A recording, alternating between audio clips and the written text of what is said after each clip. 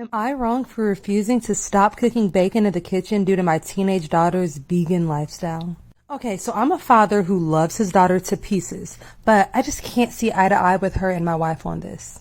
We've always been a meat-eating family. We live in rural Midwest, and bacon for breakfast is pretty much a given. Well, this year, my 14-year-old daughter decided to go vegan, and I supported her with enthusiasm. We learned to cook new things and substitute ingredients all for her. Honestly, none of this has been a problem for me up until recently. She saw me cooking bacon in a pan, and then I rinsed it out and loaded the dishwasher. She literally exploded in anger. She said that pan was for her vegan food.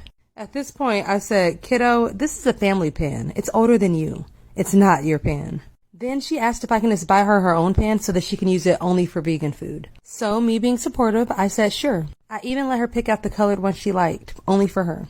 That way we'll know which ones not to use. However, that wasn't good enough. Now apparently the dishwasher is contaminated with animal product, and the fridge has bacon grease fingers on it. And now she's asking me and my wife to just stop eating meat at the house altogether. Frankly, I'm on team hell no. But her mom is telling me we should strongly consider taking our daughter's request. Okay, so like I was saying, when my 14-year-old daughter became a vegan, she asked that we stop eating meat in the house altogether.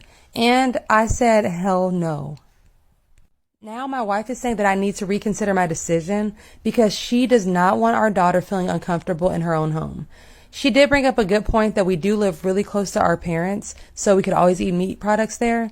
But I think I should be able to eat whatever I want in my own home. My daughter says that the look of the meat in the fridge makes her physically ill, which I think is a little bit ridiculous. I mean, I feel bad for her, but I refuse to stop eating meat in my own home. Does that make me an asshole?